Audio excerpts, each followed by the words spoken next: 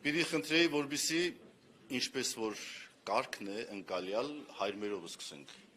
մեկ պահով ոտքի կանգնենք եւ եթե կարելի է միասին արտասանենք հայրմերը։ Օրհնյալ Տեր մեր Հիսուս Քրիստոս ամեն հայրմեր, որ հերգինս ես Սուրբ Եղեցի անուն քո, եկես ցե արքայություն քո, եղեցին կամք քո, որպես հերգինս եւ երկրի, ըսած մեր հանապազորդ դուր մեզ այսօր եւ թող մեզ պարտիս մեր, որպես եւ մեկ թողնք մերոց պարտաբանած եւ մի տանիրս մեզի փորձություն, այլ փրկյազ մեզի չարե, Զիքոյ արքայություն եւ զորություն եւ փառք հավիտյանս ամեն, զգործս ցեղած մերոց ուղի հարայի մեստեր եւ զգործս մտած մերոց հաջողիա մեզ ամեն, համեցեք։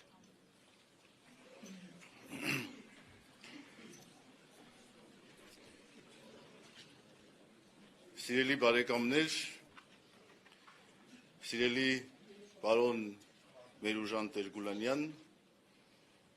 այսօր այստեղ մենք բոլորս հավաքվել ենք նշելու այս հրաշալի գրքի ծնունդը։ Ճիշտ է, այս հրաշալի եւ լուսավոր դռներից այն կողմ եւ մեր կյանքը վերջի շրջանում առհասարակ շատ անգույն եւ գորշ է դարձել այսքան ատելությամբ լեցուն միջավայրում աստվածային շնորհք է, որ մեր ստեղծագործողները կարողանում են դեռ ստեղծագործել։ Ես այստեղ գտնվում եմ ամենայն հայոց շնորհազարդ հայրապետի օրհնությամբ, սիրելի պարոն Մերուժան Տեր-Գուլանյան, հատուկ ներկա գտնվելու այստեղ եւ փոխանցելու ձեզ նորին սրբության հայրապետական ջերմ սերը եւ օրհնությունները։ Գիրքը, ինչպես որ ասեցի, մանուկի ծնունդի է նման։ Եվ ինչպես որ նշեցի, նաև դեռ 44-օրյա պատերազմից հետո այս մեր երկիրը ողողված, այսպես երկրի վրա նստած այդ գորշ ամպերը, որ ծածկել են մեզ մեր առօրյան, այս գրքի շնորհանդեսով մի փոքրիկ արևի լույս է կարծես ճեղքում է այդ քանձր մարախուղը եւ ուրախացնում է մեզ բոլորիս այստեղ։ Ես համարում եմ սա իրոք մի երջանկություն, հույս եւ ինչպես որ երեխայից ծնունդն է, ինչպես որ ասեցի։ Բանաստեղծությունները, ինչպես որ նարեկացին էր ասում, իխորոց սրտի խոսքընդ Աստուծո, բանաստեղծությունները բանաստեղծի կողմից խոսք են իխորոց սրտի խոսքը ինքը իր հետ։ Այստեղ կարող եք գտնել եւ գրողի վերաբերմունքը, եւ ժամանակի կնիքը, եւ ժողովրդի եւ բանաստեղծի ապրումները,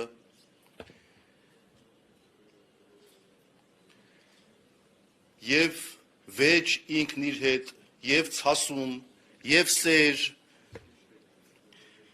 ինչպես որ երաշտական ասպարեզում, ինքս ոտև մի քիչ մոտ լինելով երաշտությանը, երբ որ երաշտությունը լսում ես, պատկերացնում ես այդ կոմպոզիտորի, երաժշտի կողմից ստեղծագործած բնաշխարը երկրի, որտեղ որ ինքը ապրում է, լեռները, ձորերը, ջրերը, մարդիկ, կենցաղը, նույնը եւ բանաստեղծը, գրքի մեջ արտահայտում է իր ապրումները, իր ցասումը, իր կենցաղը, իր մտորումները, իր բողոքը։ Ես ինքս դեռ չեմ հասցրել ամբողջական կարդալ այս հրաշալի գիրքը, բայց խոստանում եմ անպայման պետք է ընթերցեմ, որովհետև հենց նոր վերցրեցի։ Պարոն Մերուժան Տեր-Գուլանյանի գրչին ծանոթ ենք մենք վաղուց, վեհափառ հայրապետը շատ ավելի վաղուց, և նրա տոնայնությունը մեղմ է, բայց միևնույն ժամանակ շատ ուժեղ։ Բանաստեղծությունները կարճ են, բայց շատ բովանդակալից, խոսքը պարզ է, բայց շատ խորը, Դրա համար է, որ հաճախ մենք ասում ենք, որ նմանվում է սրտի խոսքից դուրս եկած աղոթքի, որտեղ հոգու աչքերով տեսանելի են դառնում Արարատը որպես հավատքի վկա, հայ մարդը որպես պատգամը կրող եւ բանաստեղծությունը որպես երթումի ճանապարհ։ Այս մտքերով սիրելիներ, կրկին անգամ ուզում եմ շնորհավորել մեզ բոլորիս, ձեզ սիրելի մայստրո, եթե կարելի է այդպես դիմել, պարոն Մերուժան Տեր-Գուլանյան, այս ծննդյան, այս հրաշալի օրվա կապակցությամբ եւ կրկին անգամ ուզում եմ փոխանցել ձեզ մեր սիրելի, շատ սիրելի վեհափաղ հայրապետի օրհնությունները Մայրաթող Սուրբ Էջմիածնից, որը որ մեր հավատքի Բեթխեհեմն է, մեր հավատքի կենտրոնն է, մեր հավատքի հիմնասյունն է։ Շնորհակալություն։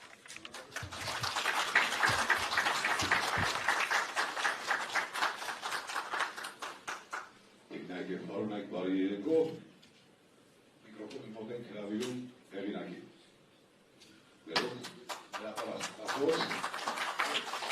այսօրվա Արագայում արեն կորը։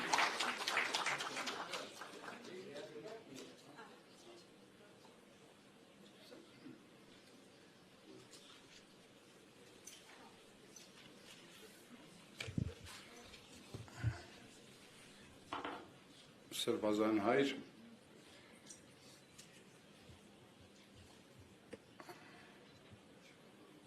սիրելի եղբայրներ, քույրեր, իմ հարազատներ, իմ ընկերներ, շնորհակալ եմ, որ բոլորդ այստեղ եք, ինձ համար մեծ պատիվ է, Սրբազան հայր մեծագույն պատիվ էր ինձ համար վեհապաղ հայրապետի ուղերձը, այսօր մի իրավիճակում ենք, որ այսօր պիտի այստեղ լիներ նաև Բագրատ Սրբազանը, հրավիրված էր և շատ սիրով ընդունեց հրավերքը, պիտի ներկա լիներ, բայց ինչպես գիտեք, թե ինչ եղավ, և Բագրատ Սրբազանը այսօր փաստորեն ձերբակալված է, բայց Բագրատ Սրբազանը ձերբակալված է, բայց Բագրատ Սրբազանին նվիրված բանաստեղծությունը իմ գրքում այստեղ է։ Ես ուզում եմ այդ բանաստեղծությունը կարդալ ձեզ համար, որը նվիրված է Բագրատ Սրբազանին։ Լավ, ճիշտ է լսվում, ձայնս ճիշտ է լսվում։ Ներողություն Արնոսը ստանեմ, ալդար ներողություն։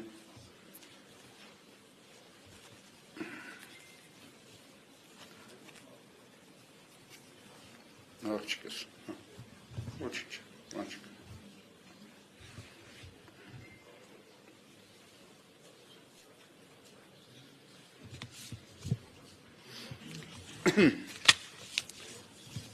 Ուրեմն բանաստեղծությունը գոչվում է Սիրո զգեստը փնտրելիս, նվիրվում է Բագրատ Սրբազանին։ Դրդում է կյանքը օրերը անդեմ, Սուտ է զրույթը այս քաղաքական, ես հայրենիքն եմ, երկիրը ես չեմ, ուրսերը մաշված, խոստումներն ունայն, բտույտը նույնն է, բայց ցավն է ուրիշ, ով մղզավանջի դուրը կփակի, ջնջելով խոսքով մակաղատու նիշ, հայտնվել է նա աչքերն ապակի, ուստի ես սելա սիրո զգեստով, ուսերը հակած դուրս եկա աշխարհ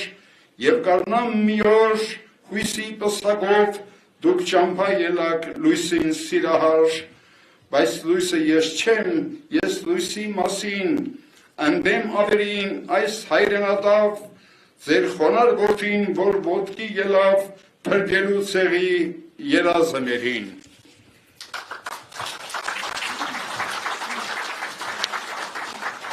Այս բանաստեղծությունը նվիրված էր Բագրատ Սրբազանին եւ շատ կուզենայի որ Բագրատ Սրբազանը այստեղ լինել ու լսեր այո ես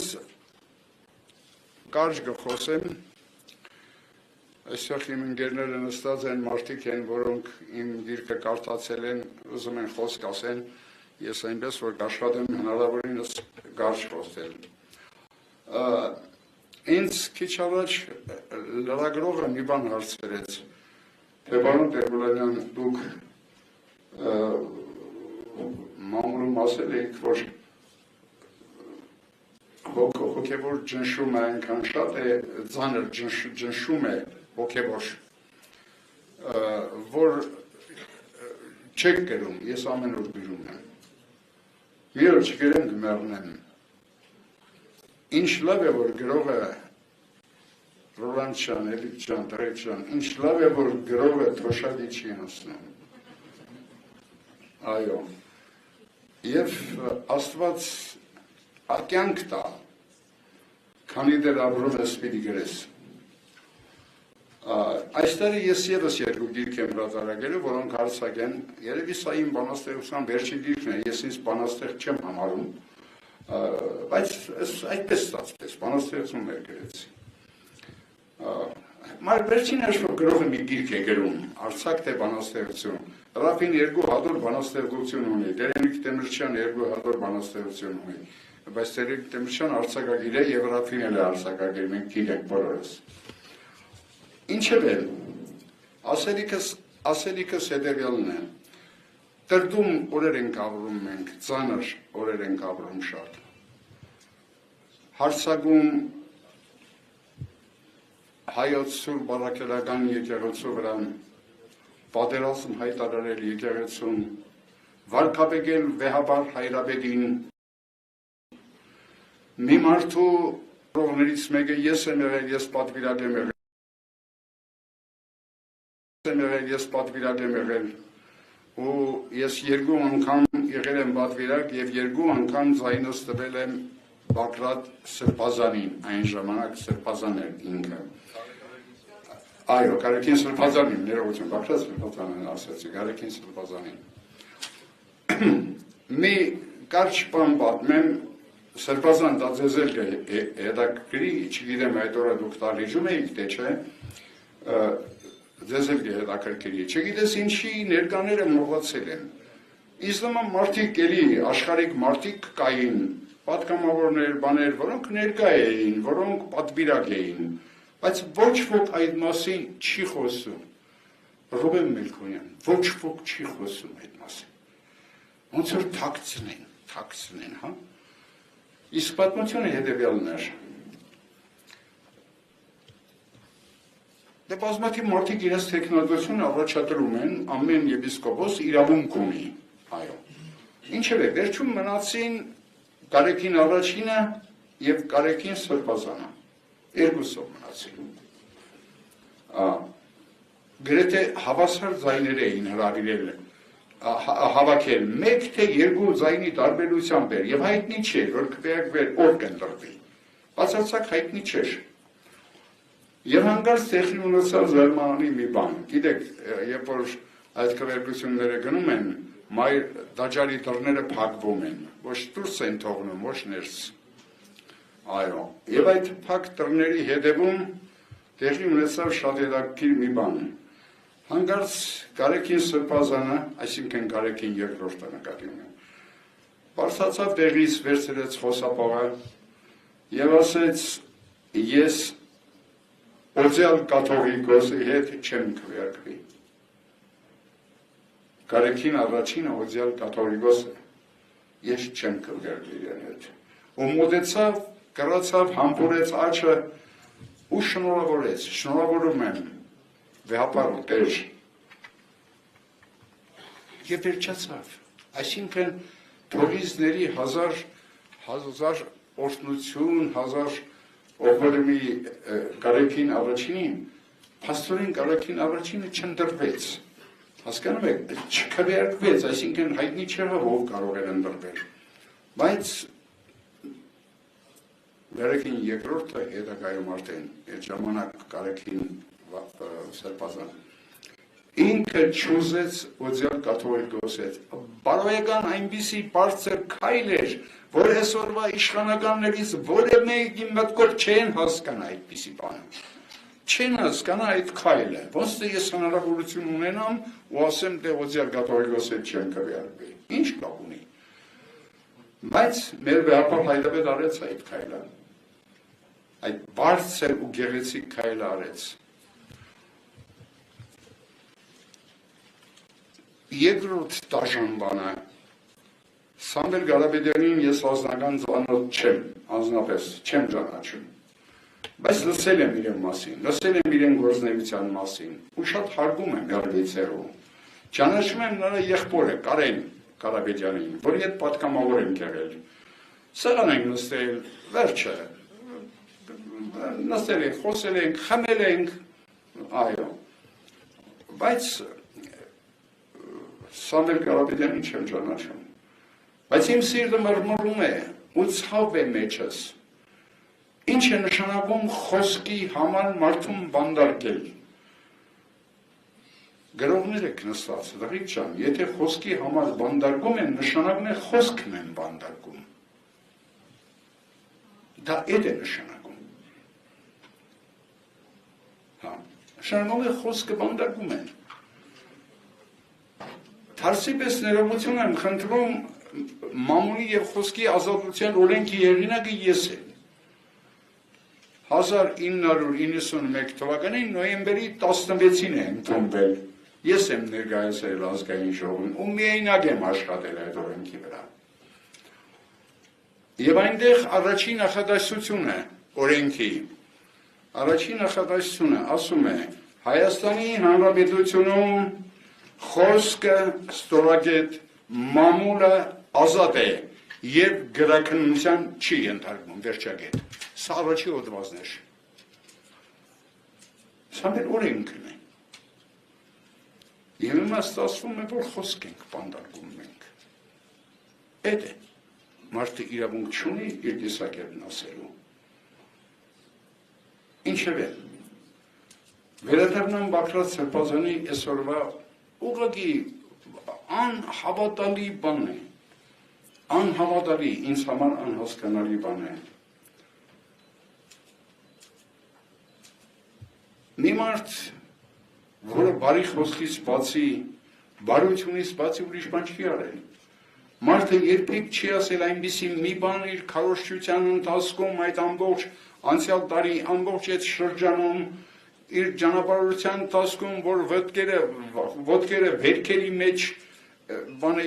քայլել չէր կարողանում։ Եվ անկարծ այդ մարդուն, այդ հրաշալի հոգևորականին ձերբակալում են։ Ես իսկապես,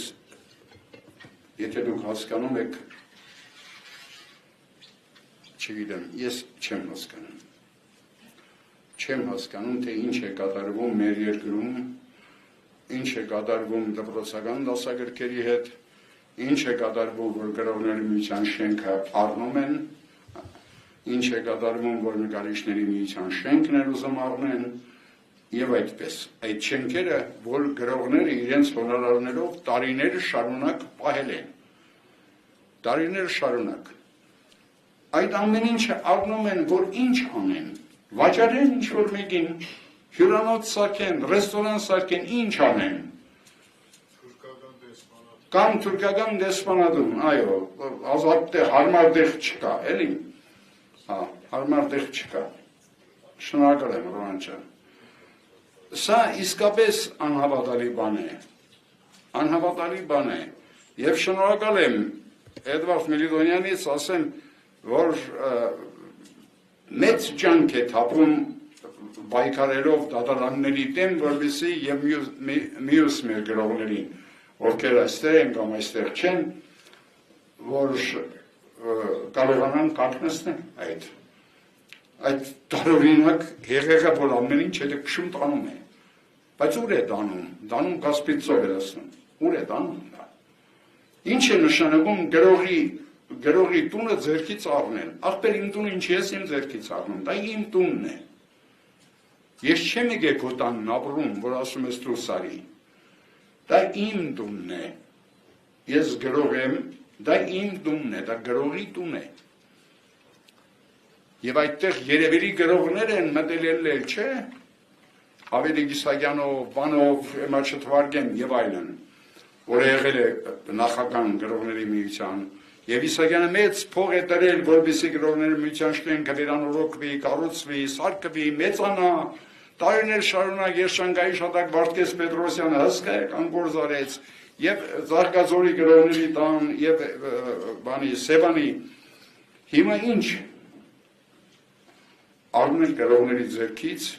նկարիչների ձեռքից, չգիտեմ, գոմբոզների ձեռքից առնում են, թե չեն առնում։ Կառնեն, չէ, հենց որ որոշել են կառնեն, բայց կներեք, չպիտի թույլ տան, որ առնեն։ Այստեղ բազմաթիվ գրողներ են, նստած իմ ընկերները, գրականության մարդիկ, որոնց խորապես հարգում եմ ես, չպիտի թույլ տանք, դա մեր տունն է։ Միտքս առել եմ, ես ասեցի կարժեմ խոսելու, բայց կարծես թե չստացվեց։ Ես ուզում եմ մի բանաստեղծություն էլ կարդամ ու նստեմ։ Ներողություն եմ խնդրում, կարճ, շատ կարճ բանաստեղծություն է, երկու քառատող կարծեմ։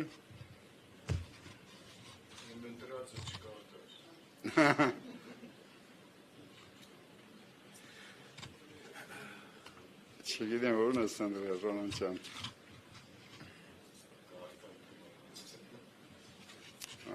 Աստծո սիրում։ Չէ, ես։ Հա, լավ ասես, այդ մեկը ճիշտ ասես։ Լավ, այս մեկը կարդամ, լավ։ Կոչվում է Չէ, ներողություն, ես կարդաց է։ Չէ, ներողություն։ Ահա, լավ։ Մայրիկի վերնագիր իմ մայրիկի խոսքն է։ Իդեպ ասեմ, Ռոլան Շարոյանի մայրիկն էլ ես խոսքերն ասում էր։ Այո։ Ձին ըստելուց Աստծուն չմոռանաք։ Թողեք ապրենք տղեկ, թողեք մենք էլ ապրենք, դուք էլ ապրեք Աստծո հաշտությունը հագած, այս չհասկացված ցեղի առաջնորդը դուք չեք, դուք ցերեկվա աստղ եք իրիկունը հանգած, եւ մի ուրախացեք, որ ուրիշն է լալու, իբրև արդարության հրեշտակներ չկան, ինչ որ դուք արեցիք, ձեր դիմաց է գալու, եւ ձեր լացը լսող ուրիշ տղեկ կգան։ Շնորհակալ եմ։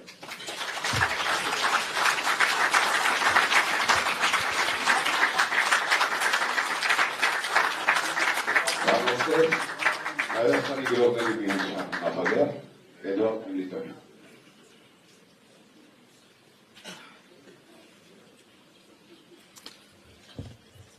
Չգիտեմ, բարի օր ասեմ, թե ինչ ասեմ, սիրելի ընկերներ, բայց բարին ասվի,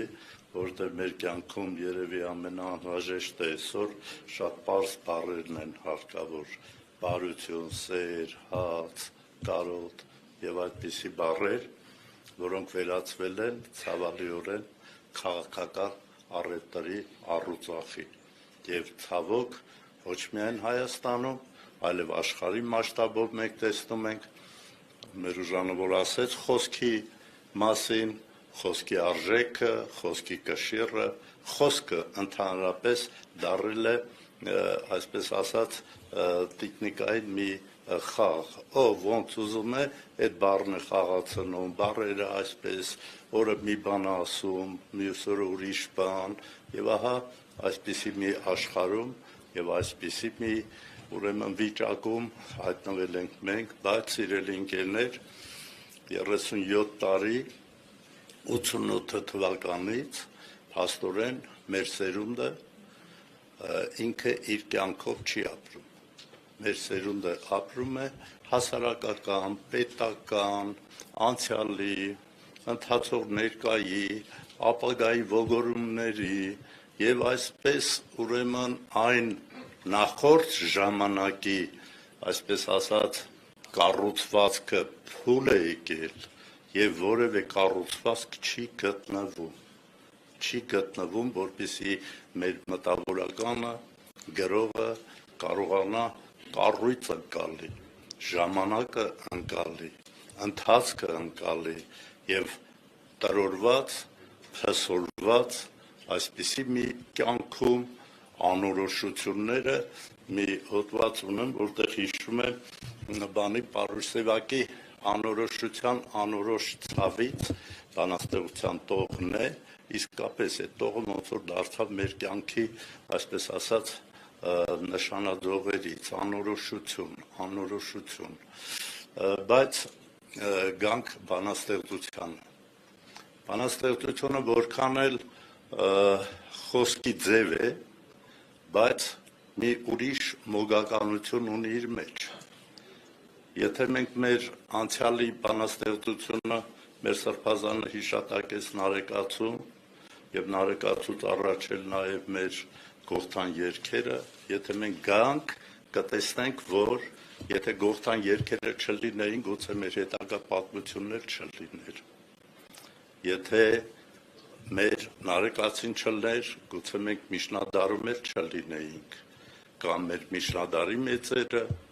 հրաշալի այդ բանաստեղծական անունները, և Թումանյան հետո, Ավետիք Իսահակյան, Տերյան, Չարենց ու այս շարքը մինչև այսօր։ Բայց խնդիրը որն է, որ մեզանում բանաստեղծական ընկալումն է կորչում, բանաստեղծության հանդեպ հարգանքը, ոչ թե կռապաշտի սերը, որը երբեք սեր չի, կույր է դա, այլ պարզ ընթերցող, բանաստեղծություն ընկալող, մեր այս շարքեր, որ ասինք բանաստեղծական, ստեղծել են այն ռիթմերը, այն մտածողական ելևէջները, անցումները, ուրեմն ուղղվածությունը ասելիքի, որ ճանապարհ է դա։ Հիմա այդ ճանապարհից շեղումները կան դասագրքերում, կան ընդհանրապես սոցցանցերում, կան հասարակական այլ իրավիճակներում, այսինքն միտքը տրոհվում է, ցանուցիր է լինում, ահա այս ընթացքում մենք պիտի արժեքային մեր համակարգը ձևավորենք, ինչպիսի արժեք ենք մենք ուզում, մենք նշում ենք մեր պոետական հսկա, գրականության հսկա, անցյալի գոյությունը, մենք եկեղեցու, հայ առաքելական եկեղեցու, մեր հզոր արժեքային համակարգն ենք նշում, մեր մշակույթի բազմագույն տարբեր ասպարեզների դա ենք նշում, այստեղ շենքերից խոսեց մեր Մերուժանը, տարի ու կես մենք այդ պայքարի մեջ ենք, մյուս նաև միությունները, իհարկե ես նրանց հենց առաջի օրը, որ ստացա այդ ուրեմն թուղթը, սև թուղթը, անցյալ տարվա փետրվարն էր, ոնց որ ես բոլոր տղերքին ասեցի, տղեկ վաղը դուք ստանալու եք, մյուս օրը ստանալու եք, իհարկե մյուս օրը ստացավ նկարիչների միությունը, այն մյուսները մտածեցին, թե կարող է իրենց դուռը չթակի, բայց այդ ամենը բոլորի համար է, հարցը որն է, որ մշակույթը այլևս 3-4-ական դերում է, մշակույթի գնահատականը չկա, ինչ մշակույթ ենք մենք ունեցել և ունենալու, և հիմա ինչ մշակույթ կա, որ հաճախ չի գիտակցվում, չեն գիտակցում մեր այսօր ապրող տաղանդավոր հրաշալի արվեստագետների, չեն ընկալում, և դա նաև մեր զանգվածային լրատվամիջոցների խնդիրն է, մեր սոցցանցերում այդ պառակտված, այդ տրոհված, ամեն մի երրորդական 3-4 բառ կապողը իրան գրող է համարում, կամ հարկահամարում անենց անունների էլ հանճար ասի, Էլիեսի ինչ ասի, մի խայտառակություն ուղղակի ճաշակի անկում և խոսքի ընդհանրապես արհամարհանք։ Մերուժան ջան, քո խոսքից ծլարձակվեց որոշակի մտքեր, բայց մենք ինչի համար ենք ծնվել, մեր սերունդը, որ երբեք իրեն առաջի պլան չմղեց, երբեք չպայքարեց մեծ անուն կոչվելու, տաղանդավոր կոչվելու, նույնիսկ մենք ամաչում էինք, որ հանկարծ մենք նստեինք սեղան ու խոսեինք, հանկարծ ասեինք դու տես ինչ տաղանդավոր մարդ ես, դու ես ինչ ես արել բան, մենք գետինը կմտնեինք էլի ուղղակի, որտեղ մեզ համար շատ սովորական էր գրելը, ընկերներով իրար հետ նստելը, ասելը, խոսելը, այդտեղ ավելի մեկը մյուսին հարգել կար, չասելով, այդ ամենը լռության, բայց ընթերցելով եւ արժեքը գնահատելով, նաեւ գրելով իրար մասին, ասելով գրականագիտական խոսքերով, ոչ կենացներով, որ այսօր դառել է արդեն գրականագիտություն։ Ցավոք այդ գիտությունը վերացավ, կարելի ասել մեզանում եւ չգիտես երբ կծնվի։ Հիմա Մերուժանի գիրքը Մերուժանին երևի առաջիններից մեկն եմ, որ կարդացել եմ, դա 67 թվականն էր, 67 թվականը ես 15 տարեկան էի, Մերուժանը 17-18 չէ Մերուժան, ուրեմն ինքը Գոման գյուղում էր գրում, ես էլ Սարիթաղում, ուրեմն այդ ժամանակ ավանգարդ թերթ կար, երիտասարդական թերթ էր, մեծ տիրաժ ուներ, մոտ 150, հետո դառավ 250,000 տպաքանակ ուներ, ուրեմն Արևշատ Ավագյանն էր, բաժնի վարիչը, որ գնացել ենք բանաստեղծություն էի տվեբան, ասեց հաջորդ համարում ախալքալակից մի տղայի բանաստեղծություններ ենք տպելու, հետո մյուս համարում քոնը կլինի, ինչ շատ հետաքրքրեց, թե ախալքալակից ինչ բանաստեղծ պիտի լինի, ջահել տղա։ Հաջորդ համարում ես նայեցի եւ մի բանաստեղծություն, երկու բանաստեղծություն Մերուժանի հետ օրընկերացանք 69 թվին համալսարանում, Մերուժանի ես ասացի քո այդ երկու բանաստեղծությունը, մեկը այս գրքում դրել ես, Մերուժան լավ ես արել, երբ ես 15 տարեկան էի, այն աղջիկ որ սրտի հետ ծնագնդի է խաղում, շատ սիրուն, այդ ես այդ թվից հիշում եմ եւ մեկ էլ այն մի պատվարցիչ կռունկից լուսինը կախված, շատ էլի սիրուն պատկեր էր։ Ուրեմն մենք իրար հետևում էինք, կարդում էինք եւ հիշում էինք, եւ Գարուն ամսագիրը հսկայական դեր խաղաց մեր ճաշակի բոլոր մտավորականության, ազգային հարցերի, գրականության, մշակույթի եւ այստեղ ճիշտ հիշատակվեց Վարդգես Պետրոսյանի անունը, որ հսկայական գործ է արել այդ ժամանակի ուրեմն խոսքի, մտավոր արժեքի, ընդհանրապես մեր ժողովրդի կյանքում եւ այդ սերունդը 60-ականների արձակագիրների եւ բանաստեղծների, այդտեղ հիմնականում Հրանտ Մանթեոսյանի անունն են տալի, բայց կան նաեւ Աղասի Այվազյան, ուրեմն Վարդգես Պետրոսյան, Հովանես Մերքոնյան, հատկապես Գարունի աշխատակիցներ էին իրար հետ եւ նաեւ Նորայր Ադալյան, մեր Գրիգորյան Վահագը եւ այլն, որ այսօր ապրում են Նորայր Ադալյանը, Ռուբիկ Հովսեփյանը, հրաշալի սերունդ սիրելի ընկերներ, բայց այսօր որ ասես շատ քչերը կիմանան այդ մարդկանց։ Եվ ահա Մերուժանի բանաստեղծությունները որ կարդացի, ես սկսեցի հետևել եւ հետագայում իհարկե ինքը բանաստեղծություններով այդպես հանդես չեկավ, արդեն որ սովորում էր լրագրության բաժնում, փաստորեն ավելի ակնարկների, հոդվածների եւ էսսեների, իր պատմվածքների գիրքը հրաշալի, բայց ինչ ասեմ, որ պատմվածքներում էլ նրա էսսեական մտածողությունը առաջնային պլան էր գալիս։ Բամի մասին գրեր, թե Արարատյան դաշտի, թե որևէ իրար հետ գնացինք Աշոտք, այն ժամանակ Ղուկասյան էր կոչվում, մի ցուրտ ձմեռ մի շաբաթ մնացիք եւ հետո Մերուժանը գրեց Իշկի Գուլա տղամարդկանց երկիր, ասի դնեիր Իշկի Գուլանյան, ավելի ճիշտ կլիներ։ Ուրեմն Մերուժան ջան,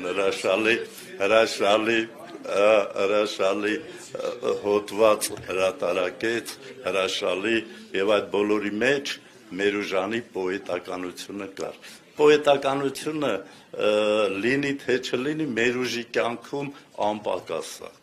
Գրի թե չգրի, ինքը խառնվածքով բանաստեղծ է, ինչքան էլ ասի ես բանաստեղծ չեմ, ինքը բանաստեղծությունից չի փախնի, բանաստեղծությունն էլ իրենից, որ կպավ կպնում է էլի Մերուժ ջան։ Հիմա ուրեմն նրա ամբողջ մեր են ջահելական տարիները Մերուժանը իր անգիրներով Եսենինից, Տերյանից, Չարենցից, մյուսներից ամբողջովին պոեզիայի հետ էր, ամբողջովին եւ այսօր էլ այդ գրքում որ կարդում ենք այնտեղ որ ասում է Համուսայանը ինձ հարցրեց թե մեր բանաստեղծության տղենով է ես ասեցի Միսակ Մեծարենցը, որը հրաշալի ես ասել, ճիշտ ես ասել, Չարենցն էլ այդ կասեր, երևի, բայց իհարկե Համուսայանն ասում է Վահան Տերյանն է, Մերուժան ջան, դու էլ ասում ես ճիշտ է, իհարկե, այդ տղեկը շատ են, մի հոգի չի, այդ տղեկը եւ Դուրյանն է, եւ Էլիկան, Վարուժանն է, մյուսն է, սիրելի ընկերներ, բայց չթվարկենք բոլորին, Մերուժանը շատ ավելի տերյանական այդ մշուշտների, իրանց երկերը այդպես է, Մերուժանի հետ գնացել ենք 70-ի սկզբներին Գանձա, իրանց տունն ենք մնում, հետո էլան գերթիկավոր տուն ունեին, հետաքրքիր հին եւ նոր խառը, այդպես գնացին Գանձա, եւ մի քանի օր այդտեղ մնալով այդ մշուշտներ են ձորից բարձրանում են մշուշ, տերյանական ամբողջ այդ բնական բնությունը պատկերների տեսք առած տեսնում ես էլի, տեսնում ես, ապրում ես բանաստեղծությունը, հողու քարի հետ կա բանաստեղծությունը եւ Մերուժանը տերյանական այդ ոգին շատ իր մեջ պահպանել է Ուրեմն սիրային գործերը, հրաշալի գործեր են, Մերուժան ջան, երգային, սիրուն, գիշերային վարդից ես շատ հիշեցի առաջին սիրային գիրքն էր պոետական, եւ հետո հասարակական քաղաքական այդ թեմաները, որոնք արդեն մտել են եւ իր կյանքի մեջ, որտեղ մի երկար կյանք ենք ապրել եւ մամուլում եւ տարբեր հիմնարկներում, տարբեր բաներում Նաև ակտիվ գործունեությունը այս ամենը շաղախվել է եւ դարձել է բանաստեղծություն։ Գիրքը շատ լավ գիրք է Մերուժան ջան, կանդրադառնայի առանցին բանաստեղծություններին անձրև է գալիս ընկերների հիշատակին, Նասլեդի, Համլետի, մյուսներին, որ մենք ծանոթ ենք եղել եւ մեր ընկերների, սիրելի ընկերներ, որոնք չկան, բայց անուններ էին մեր կյանքի, մեր ընկերներն էին եւ գրքում ինքը անվանական նշում է, ուրեմն եւ շատերինը չի նշում, բայց խորքային կան գրքում, այսինքն մեր կյանքը, Մերուժանը այդպես էլ պիտի լիներ, որտեղ յուրաքանչյուր գրող ինքը քրոնոլոգիա է, մի կյանքի, դա երկրի, իր անձնական կյանքի, այնպես որ յուրաքանչյուր գրականություն ինքը անձնական փորձի եւ համընդհանուր փորձի մի համաձուլվածք է եւ Մերուժան ջան շատ լավ գիրք է եղել, ուրեմն շատ ուրախ եմ, ժամացույցը ցույց է տալիս, մի քիչ մեր սերնդի մասին որ խոսում եմ, մոռանում եմ ժամանակը։ Շնորհակալություն որ եկել եք, սիրելի բարեկամներ։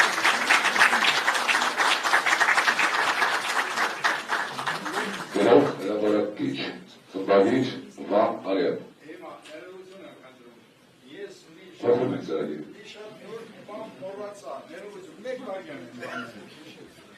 Ուրեմն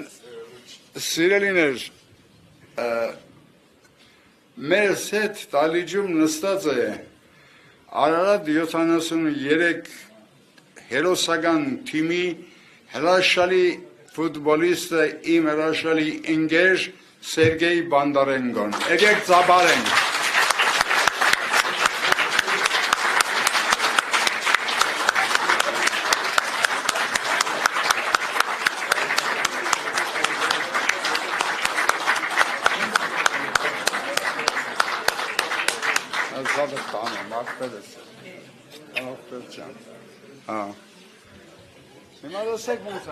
Բարև ձեզ, սիրելի, հարգելի, հոյակապ կրծված, հոյակապ արվեստի մարդիկ, ես ձեր ցավը տանեմ։ Ես սպորտսմեն տղա եմ, ասում եմ խոսալ չգիտենք, լավ էլ խոսալ գիտենք, որտեղ ձեր ուսանողն ենք եղել, մենք ձեզնով ենք մարդ առել, ձեր կրթությունով, ձեր ամեն ինչով։ ոնց ասեմ, էլի, ես այսօր անչափ շնորհակալ եմ մեր ուժան տեր Գուլոնյանին այսօրվա գրքի առիթով, որ տպարվելու է, էլի շատ մարդիկ արդեն գնացել են հեռախոսների մեջ, քիչ են կարդում, որ իմանան իմաստը բանը, սա գրքի մեջ է։ Շնորհավորում եմ այսօրվա արդիվ, միջով լավ խոսքերս ասել, ես մի հատ շնորհակալություն եմ ուզում հայտնեմ մի հատ հոյակապ մարդու, որ այսօր ես ներկա եմ, իր հետ շատ եմ եղել, սենց հանդիսավոր լավ տեղեր, էդ Կարլ Լևոնիչ Կարապետյանն է։ Շնորհակալ եմ քեզ Կարլ Լևոնիչ, որտեղ ինքը ամեն մարդ կա, որ չի կարում էլի, բայց ինքը կարում է այդ անպայման ինքը հենց անի, որ իր կողքով ըլենք կազմակերպչական լավ նպատակներ, ինչ որ արել է սա բարի նպատակ, այսօր որ ասեց, ուրախ եմ երջանիկ եմ, որտեղ ձեր նման հոյակապ մարդկանց էլի ռուսերեն լավ անջամ, ժիվոյ տեսա էլի, ոչ թե տելևիզորով կամ բանով։ Ես 10 տարի աշխատեցի գրքի ցանցում, Հեքիաթ խանութներ պրոսպեկտի վրա, մանկական խանութը, այն ժամանակ գրողների միության նախագահ Վարդես Պետրոսյանն էր եւ Պեր Զեյթունցյանը, իր տեղակալը։ Հետո արդեն իհարկե փոփոխություններ եղավ, ես գնացի Միացյալ Նահանգներ, բայց այս ձևի կրթություն մամայիս արել ես մի 20-30 տարի ավել կապրեմ, որտեղ էլի տեսա այդ դեմքներ, տեսա այդ լավ մարդկանց, որ ասում, ես միշտ ձեզնից ենք եկալել, որտեղ դուք մենակ բարություն եք բերել, կրթություն ու հայազգի նվիրալ։ Տեր հայրը որ ստեղ է, դա Աստծո մարդը։ Աստծո մարդը որ դելում է, այդտեղ հայազգի արտանքն է։ Շնորհակալություն ձեզ։ Մեծ մայստրո, կյանքի լեգենդ, դու ֆուտբոլի մասին ասի, դու կյանքի լեգենդ, մեծ մայստրո, ես քու ցավը տանեմ։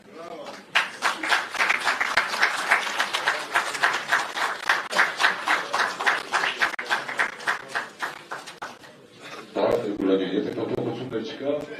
գրող հրատարակիչ խմբագիր Վան Արեն։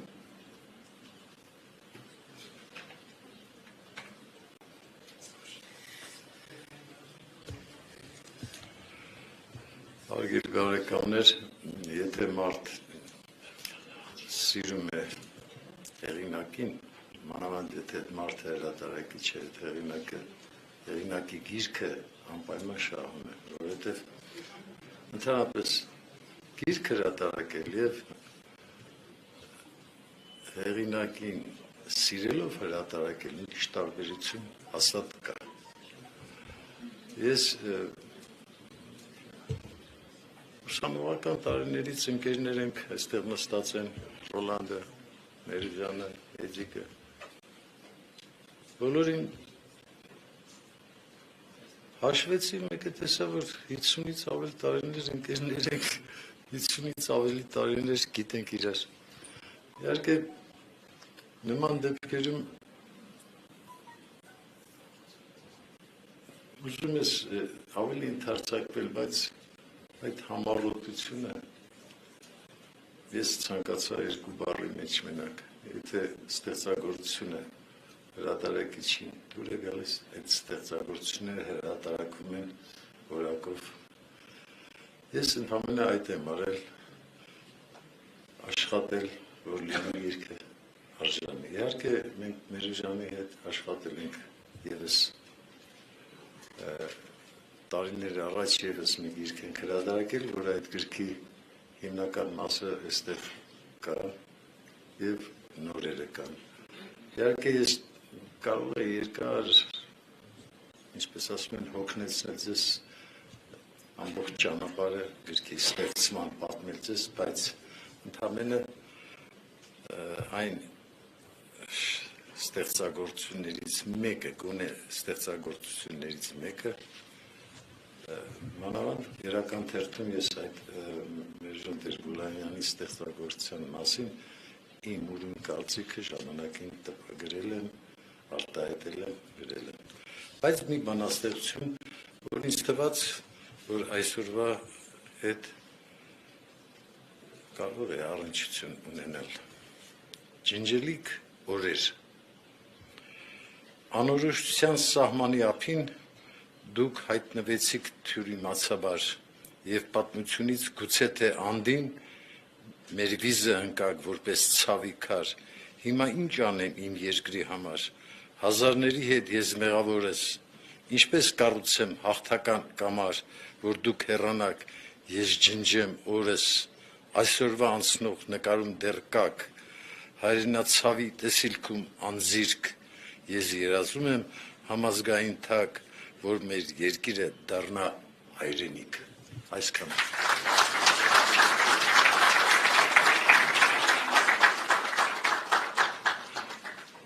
Դերասան Վարդան Գեորգյան։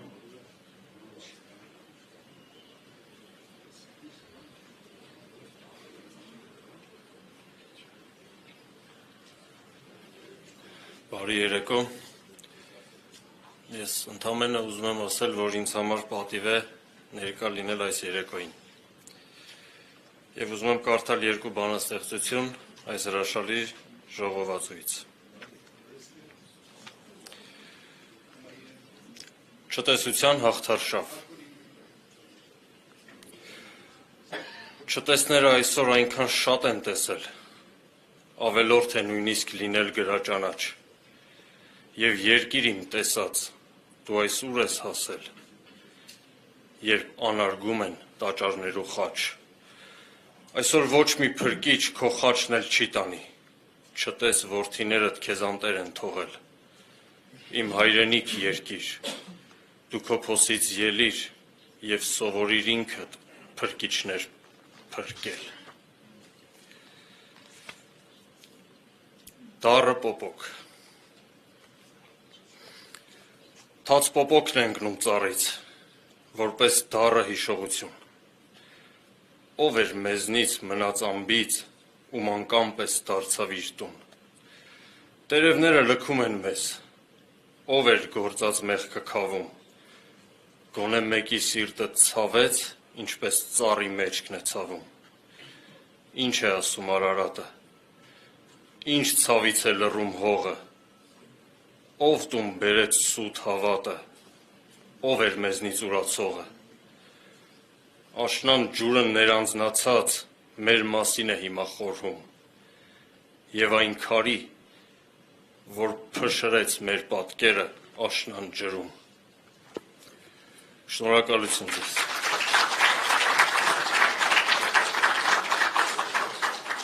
Ժուրնալիստ խմբագիր Մանկավարժական ինստիտուտի ժուրնալիստիկայի ամբողջ բաժնի վարիչ Լևոն Գալստյան։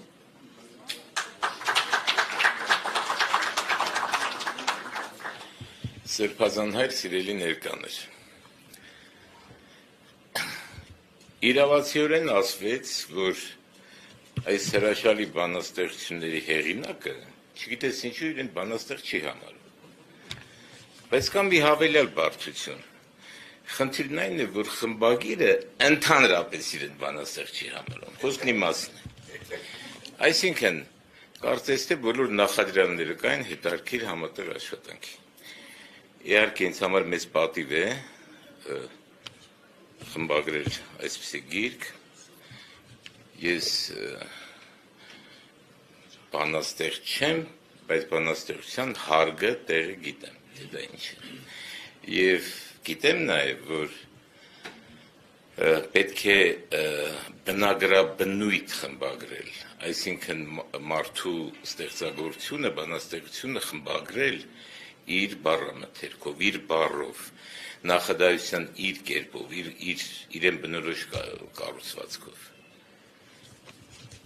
Խոսվեց, պարոն Միլիտոնյան, խոսեցիք ձեր սերնդի մասին, մի քիչ էլ մեր, օրինակ այն 60-ականներ, չէ, կային նաև գարունականներ, ընդ որում գարունականների ժամանակագրությունը մի քիչ ավելի լայն էր։ Ես ուզում եմ մեզ մտովի տեղափոխել այդ հին ու բարի տարիները, երբ իսկապես բառը արժեք ուներ, գրականության քարը ծանր էր եւ կարծես ամեն ինչ իր տեղն էր։ Ուրեմն այս նյութը գրել եմ պարոն Տեր-Գուլանյանի մի հոբելյանի արդիվ, Անցյալ տարի էր։ Հա, ես կարծում եմ այն հրատապ է եւ արժի, որ ձեզ մի քիչ տանջեմ, շատ չի, 1 րոպե։ Ուրեմն կոչվում է լայնեզր գլխարկով եւ կարմիր շարֆով Հայաստանը։ 80-ականների կեսերին մենք որ ջահել ենք, քիչ բան իմացող, հետևաբար շատ խոսող պատանիներ, քիչ հարցեր տվող, բայց ամեն ինչին ստույգ պատասխաններ ունեցող ուսանողներ, մի օր հասկացանք, որ երիտասարդական ու նույնիսկ փախչելու տեղ կար։ Հասկացանք, որ մենք գնալու տեղ ունենք։ Դա գարունն էր, որը մեզ համար ոչ թե տարվա եղանակ էր, այլ ստույգ ամսագիր, ոչ թե լոկ թարմության ու նորացման խորհրդանիշ, այլ ոգու խրախճանք, որտեղ միախառնված էին հիշողությունն ու երազանքը, որտեղ չգիտես կորցնում ենք թե գտնում, մի վայր, որտեղից գնում ենք աղմկոտ վայրեր, չգիտես մոռանալու թե հիշելու, սիրելու թե ատելու, հարբելու թե սթափվելու։ Եվ այդ գնալու տեղի տանտերը գրեթե միշտ լայնեզր գլխարկով եւ կարմիր շարֆով էր, որը հրաշալի պատմվածքներ ու էսսեներ էր գրում, խոսում էր կարի ներզրումի հնչերանգով, հպարտ էր իր մայրագից ազնվականությամբ եւ հայրագից իմացնությամբ։ Դեմ չէր խմելուն, երբեմն էլ խմեցնելուն։ Մարդ տոն էր նա, համենայն դեպս մեզ համար այդպիսին էր։ Տախտուկի իր խոսքով ասած չափավոր ատաղանդների անկռիվ ու անչար քննադատն էր, բայց հախուրդ էր, խանդավառվում էր մի լուսավոր բան գտնելիս, կարճում էր որևէ անսովոր, անակնկալ գրական ձիրք ու շնորհք տեսնելիս, հեղինակին բերում, խմբագիր ու բաժնի վարիչ էր կարգում, մեծարում, գլխին էր դնում, ինչպես օրինակ լուսահոգի Վազգեն Սարգսյանն ու շատերին, ու մեզ թվում էր գարուն այցելող պատանիներիս, թե մենք ավելին էինք, քան էինք, հետո շատ տարիներ անց պիտի տեսնենք, որ հավերժական խանդավառություն թվացող այդ մարդը գլխարկն ու շարֆով դնել ու մնալ աղմուկներից հեռու եւ միանգամայն ուրիշ։ Այդ ուրիշությունը այն տարիներին թաքցնում էր, երևի դա բեռ էր դիտում կողքինների համար եւ դարձյալ ժպտում ու վերադառնում էր իր հայտնի խոսքին։ Ամեն բան լավ կլինի։ Եվ մենք, որ գիտենք, որ ամեն բան լավ չէ, այնուամենայնիվ հավատում ենք նրա այդ հրաշապատում հեքիաթին, որովհետև այն զարմանալիորեն իրականությունից գուցե ավելի ճշմարիտ էր։ Մերուժան Տեր-Գուլանյանի գարունը երես առած տաղանդավոր երեխա էր, որի շուրթերով իսկապես ճշմարտություններ բարբառում, որ ոչ միայն գրականություն էր սփռում, այլև գրականություն ստեղծում։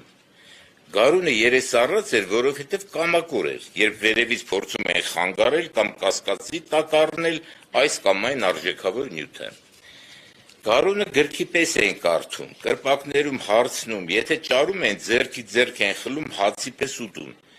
Գարունով մտածում էին, վերանայում, հուսահատվում, սիրահարվում,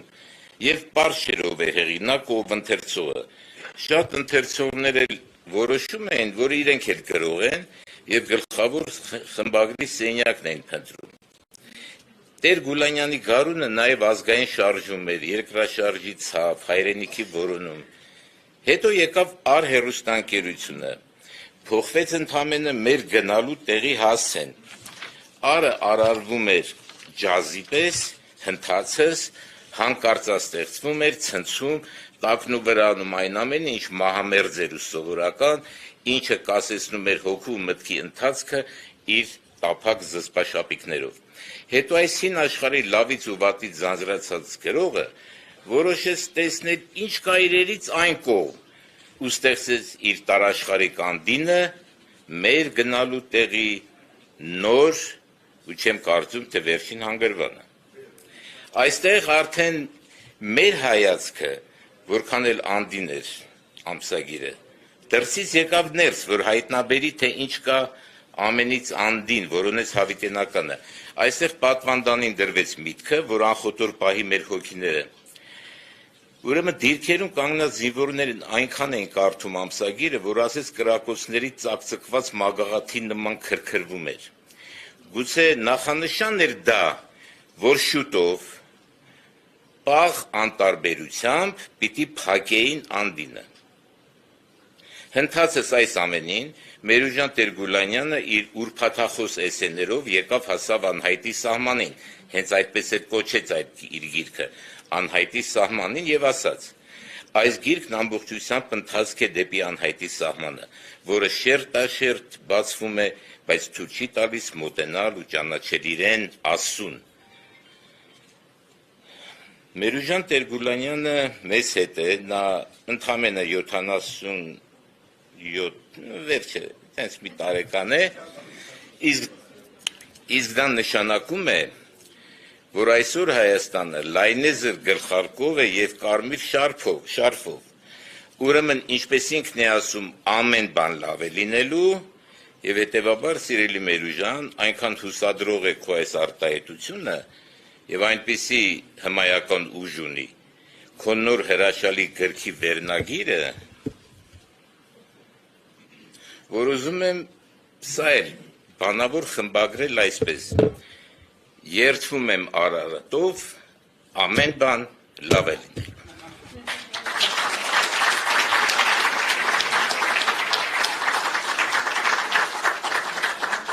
Գնում հարակախոս Ռոլանդ Շարոյան։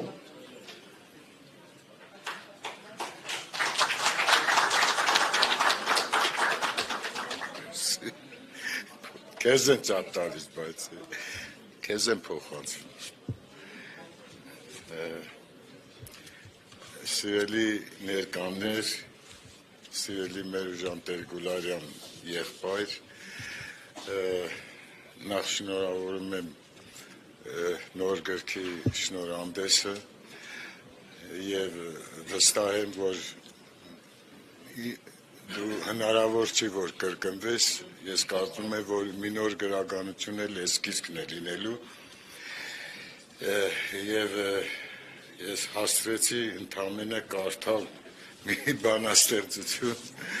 որ խոսքիս վերջում կկարդամ։ Հիմա ես կուզենայի ասել, որ ես քաջացանով թե գրեթե անգիր գիտեմ Մերուժանի պրոզան, արձակը, էսսեները, պատմությունները, այդ տեղանքի պատմությունը, օրինակ Սաղամու լիճը կամ ասենք բանը ինչ էր, չէ Իշկի Գուլա տղամարդկանց երկիրը, մնացող հողն ու գնացող մարդիկ, այդ գնացող մարդկանց էլ եմ ճանաչել, մնացող հողին էլ եմ ճանաչում, մինչև հիմա 0 ժամը եւ գիշերային վարդը։ Մերուժանի պրոզան, արձակը, ասեմ ձեզ, իմ կարծիքով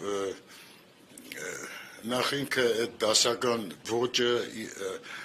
իրա ոճն է, բանաստեղծությունները ես չեմ կարդացել, բայց Միլիտոնյանի ենթադրեցի, որ ընթերցել է, գնաց դեպի Վահանտերյան, հնարավոր է Արունը քաշել է, այդ հնարավոր է, որ այդպիսի բան կլինի, բայց Մերուժան Տեր-Գուլանյանի պրոզան, ինչ ասեմ, եթե ման գաք, այդ բոլոր էջերում, իր արձակի բոլոր էջերում, վիպակներում, վեպերում, էսսեներում, եթե ման գաք, դուք մի տող չեք գտնի, որ չեք գրի։ Մերուժանը գիտի նախ շատ լավ տիրապետում է ինչը չգրելու արվեստին, դրա համար ինչ գրել է շատ հեշտ է իր համար։ Ինքը նստում է, մի գիշերում կարող է մի վեպ գրի, որովհետև գիտի ինչ չգրել։ Այդ ամենածանր բանն է գրողի համար, որը պիտի հաղթահարի, չոգևորվի, չգիտեմ ինչ, բայց ինքը ուսանողական տարիներից այդպես էր։ Ոնց եղել է, այսօր էլ է այդպես, նույն նկարագրով, նույն մտածողությամբ, նույն կերպարով, նույն հավատով, նույն սիրով, ինչ ասեմ, նույն նվիրումով եւ Մերուժյանը իրեն նախև առաջ համարում է հայրենիքի որդի, հետո նոր իր ընտանիքի որդի եւ հայրը։ Մերուժյան ջան, շնորհավորում եմ այս գիրքը, այս շնորհանդեսը, բայց ես ուզում եմ, որ այս բանը անասպետ երկիրը կարդամ վերջում։ Այս կարդալու ագնոցները չի, բայց ոչինչ։ Կյանքս ձեզ հետ անցավ, օրս անցավ անիես, երբ թողեցի տունս հեռու Էրզրումում, եւ փառքի հին ճամփան Երևանա չտես, որը երեք նույնիսկ Տերյանին էր հուզում, Երևանա չտեսն ու Տերյանին էր հուզում, ընտարի Մերուժյանի մտքի թռիչքն էլ ուրիշ ձև էլի, ում օգական չարենց, դու որ կարսն ես թողել, եւ մեծարենց տղա, լուսամփոփա հյուղակ, կյանքի մաշող ծիրում, ով է արյուն հեղել,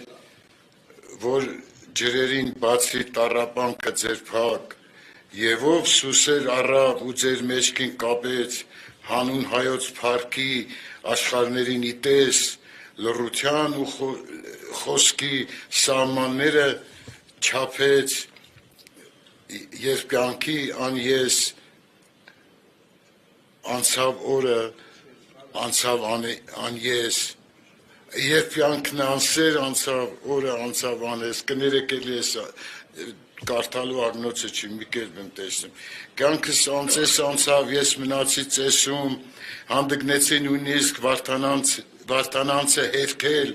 ես ինձ կաթիլ տեսա խորենացու թասում, եւ չուզեցի հայոց չեղած փառքը երգել, ես ինձ կաթիլ տեսա, բայց սրբազան թասում, ձորերի մեջ տրտում, անառակաստ անտեր, այնինչ բառը անդարձ քո անունն է խոսում, եւ գիշերվա խորքում հրճակում է քեզ Տեր, դու իմ Տերը հիմա, ես փակ մհերադուր, մղձավանջը անվերջ բարբառումը անել, մազերիդ մեզ ծաղիկ ու ձեռքերից մեզ նուր, իմ տեսիլքն է գուցե այդպես քեզ խաչքարել, թե մոմիկը վարպետ հանճարի տակ կքած, թե նարեկացին Աստծոն ընդդիմախոս, ձեռքերիդ մեջ խաղաղ ու մազերը ծաղկած, դեպի ուր ես գնում, հավերժ եփրատախոս, այդպես ուր ես գնում, քեզ լեռներում թողած, որտեղ ձյունը ջերմակ եւ սուտ խոսքը տիրող, պատմությունդ մշուշ ու սահմաններդ բաց, ամեն հեռացող մի թաս հայրենահող, այնինչ ոչ ոք սիրո մի բուրհող չբերեց, որ սպրերի տես Արարատի փեշին, գնացողին այլոց սիածանը գերեց, մնացողը պահակ շիրիմներին քոհին, կյանքս ձեզ հետ անցավ, ես մնացի մենակ, ոտաբոբի կանգնած մասիսների դիմաց, ես անառակ որդիդ, մեղա լեռին, մեղա, երբ շներն են հաչում, անվերջ անաղուհաց, իսկ դու խոնար կանգնած Աստված իսկ դու խոնար կանգնած Աստված զգյաց ջերմակ հայացքիդ մեջ կապույտ անսահմանը ծովի անհամ հայոց վկա որպես ասպետ միակ հուշարձանն ես անհաս հայրենական ցավի եւ ով պիտի այսօր անվախ ելնի ոտքի մակրագործող ջրով ազգիմ հոգի ցայի առաջնորդը դառնա ասպետական փառքի փրկի պատվի գահը հավերժական հայի ցավը տանեմ ես ինչ ասել շատ հավեցի հրաշալի դե մարդը գիտի էլի ինչ չգրի ինչ ասեմ Երկիչ Մավր Մկրտչյան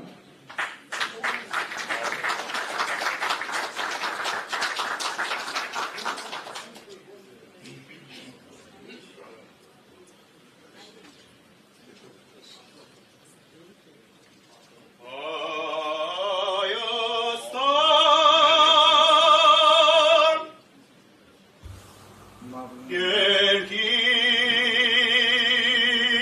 դրախտավայր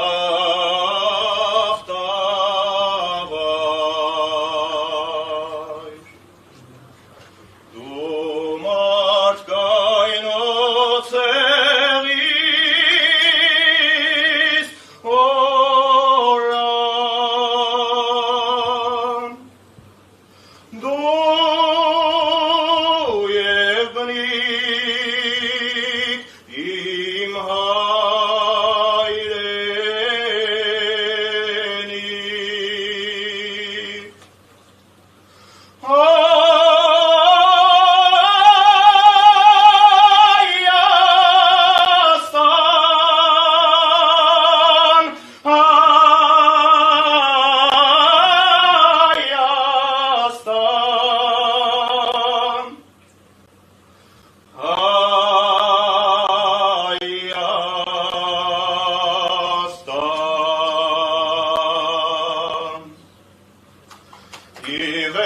Իվեհանում սիրտի մոհուշ ոգևորի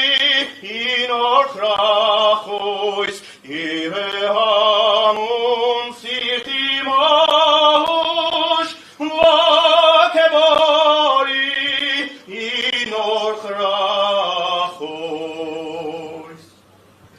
Իանց կարյաց Իքեսուսամ, իքես, իքես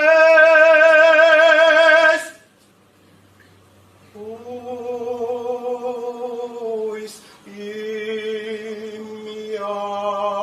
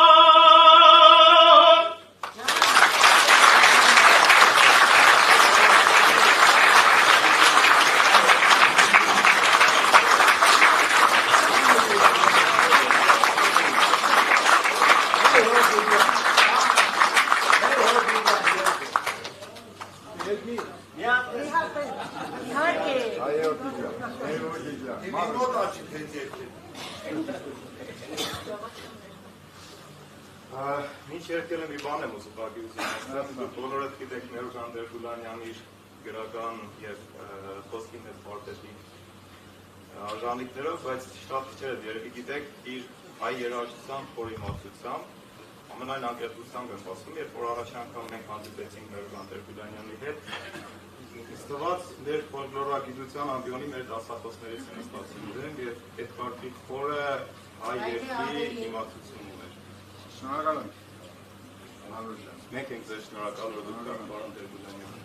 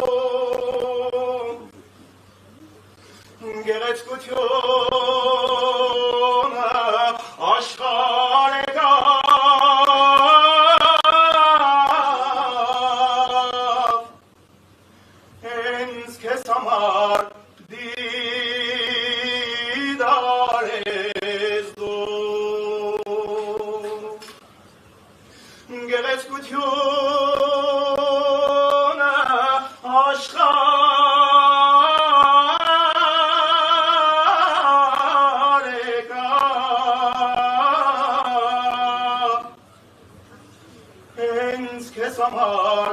դիդարես դու եկեք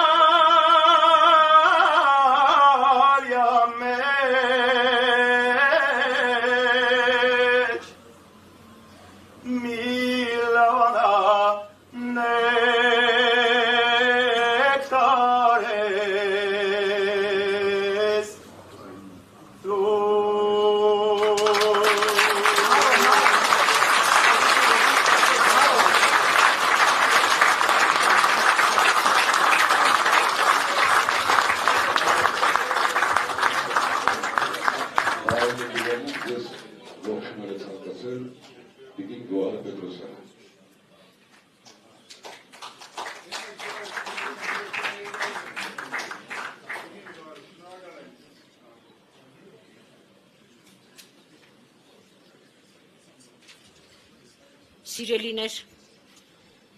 ուրախ եմ, որ տեսնում եմ ձեզ, իմ երկրի, Հայաստան երկրի մտավորականներին, մտավորականության ծաղիկը, ջահելությանը, մտահոգվող հայությանը, Սողոմոն թագավորի մատանու կնիքի տեղ ներքևում գրված է եղել, սա էլ կանցնի, սա էլ կանցնի։ Այսօր մեծարում ենք մեր ժամանակակից բանաստեղծին, պարոն Մերուժան Տեր-Գուլանյանին, որի գրչի դուրս եկած ամեն հոդված ընթերցել եմ,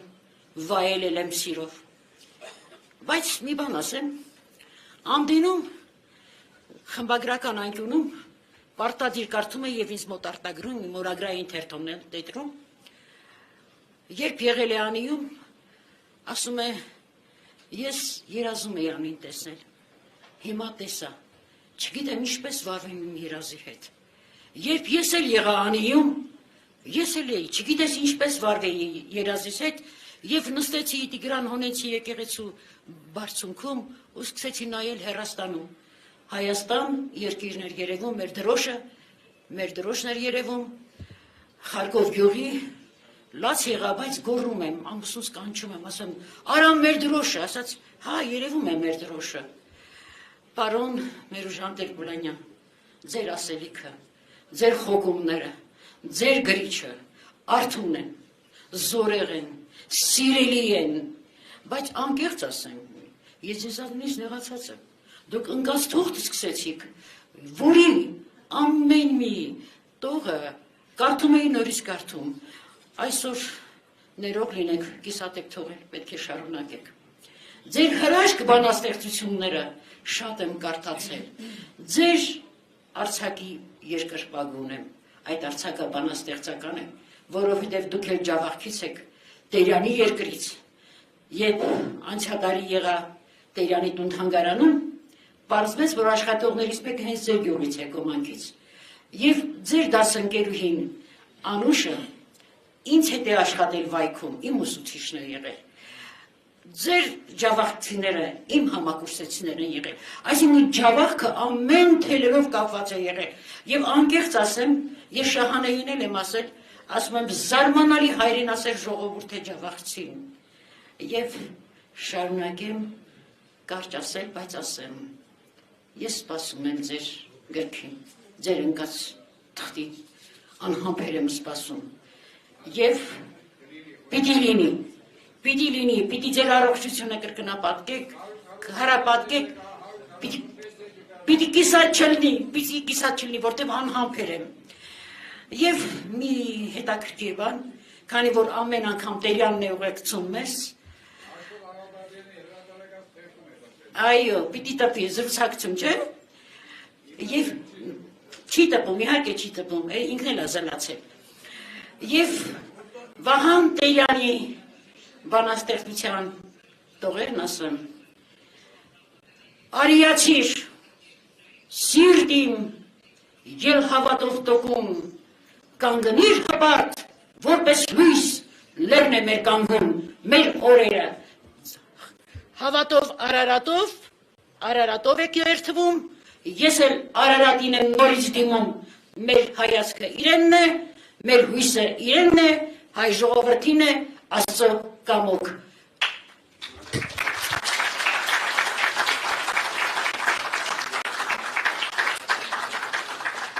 Շատ անցկացրի շնորհավորը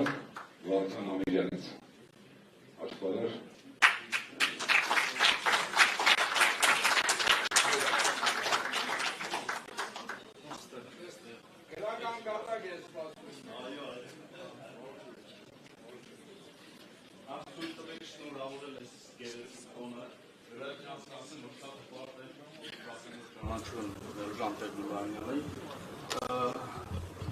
Ուրեմն այսօր որ հեռախոսով զրուցում էին, ասաց ինչ կապ ունի իմ երեկոյի հետ աշխարհությունը ասացի ճիշտ եք ասում, դե ասացի այնտեղ բոլոր բարեն խոսեն, զրուցեն, ասեմ, ես էլ մի քիչ թեթևացնեմ այդ վիճակի մտածեց, պաուզատվեց, ասաց, հա, ասաց, կարելի է մի քիչ հետ ասաց, բայց իմը գրական երեկո է, ինչ ես էլ գրական ֆոկուս ցույց կտամ։ Հիմա այսօր գրական հնարքը պատրաստել եմ, որ ներկայացնեմ ձեզ։ Ուզում եմ, որպեսզի մենք բոլորս մի պահ հիշենք մեր բոլոր դասականներին, մեր բանաստեղծներին, գրողներին, այստեղ ունեմ հուշատետերը, այս հուշատետերի մեջ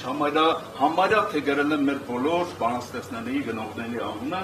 իսկ այստեղ ունեմ ուրեմն կանխագուշակում։ Այս նախքետ ոչվում է կանխագուշակում։ Ես կխնդրեմ, որպեսզի այդ ձեզ խնդրեմ վերցրեք ես պահեք ձեզ մոտ մինչև հնարքի վերջ, ես ձեզ կխնդրեմ մտնեք այստեղ։ Ուրեմն այստեղ կարդանք ինչ է գրված, Տերյան, Միսակ Մեծարենց, Ամոսայան, Շիրազ, Այսպես շարունակ դրի, ուրեմն գրված է, մոտավորապես գրել եմ մեր բոլոր բանաստեղծների անունները։ Հիմա ես խնդրում եմ ձերքը պահեք այսպես։ Սա մի կարճ հետաքրքիր հնարք է, որը շատ հետաքրքիր է, ձեզ համար կլինի, ինչպես ասեցի գրական հնարք, հա։ Երբ որ կասեմ աչքերը փակում եք, այսպես թերթում եք, կանգնում եք որտեղ որ կցանկանաք, որ անբան վրա որ կցանկանաք։ Բարի փակեցիք աչքերը եւ թերթեցիք։ Խնդրեմ։ Թերթեք կանգնեք որտեղ որ կցանկանաք։ Կանգնեցիք, այստեղ բացեք։ Բացեք։ Ինչ է գրված։ Պարույր սևակ։ Սա պատահականության սկզբունքով հնարք է, մենք կանգնեցինք պարույր սևակի վրա։ Խնդրում եմ բացեք ծրարը։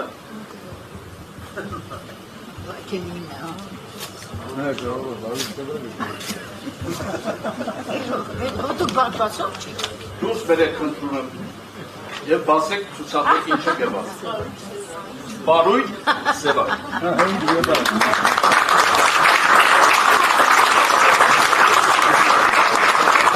Ահա այսպիսի մի կողմիկ գրական ֆոկուս։ Շնորհակալություն բոլորին և ստեգանքան շնորհավորն եմ։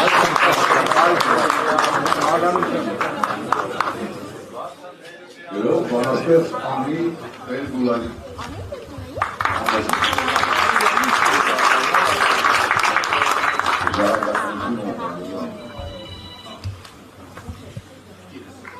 Ես ուղղակի կուզենամ մեկ բանաստեղծություն կարդալ հայրիկիս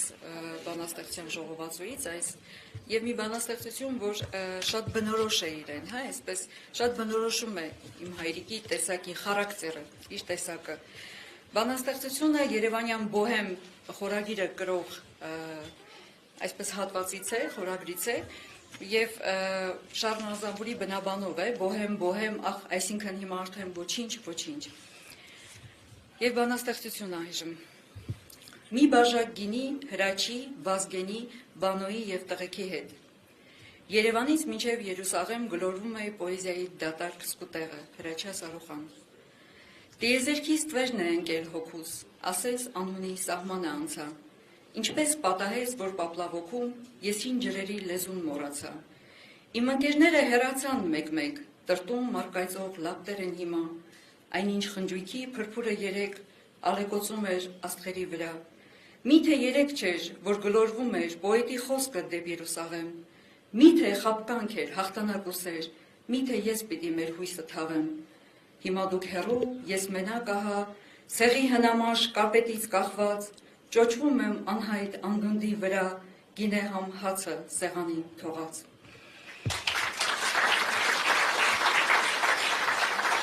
Եվ մեկ բանաստեղծություն էր, այսպես թեթև, էլի հայրիկին շատ բնութագրող, իր այսպես իմ ամբողջ մանկության տարիներին հիշում եմ այսպես, որ գիշերներ վերադառնում ու այսպես սրճարանային այդ կյանքի, այդ ամբողջ իր բոհեմային այդ իր կյանքը եւ հիմա այս բանաստեղծությունը նաեւ այդ մասին է վկայում։ Սիրո քաղաք։ Սրճարաններ գիշերվա մեջ, Երևանի կանգառներում, տաք համբյուրներ արցունք ու վեճ, միևնույնն է, սերն է հաղթում։ Սերը տեր է Երևանում, ու ես քեզ հետ սիրո ծառա, երբ ուշացած տրամվայում մի համբույրով սիրտը տարա։ Սրճարաններ Երևանի, էլ ձեր ջահել պոետը չեմ, երբ ծերանամ Աստված չանի, ներեցեք, որ բացակայեմ։ Շնորհակալություն եւ շնորհավոր հայրիկ ջան։ Բարոք Տեր-Գորանյան, հարեցիք ամբերմոտ։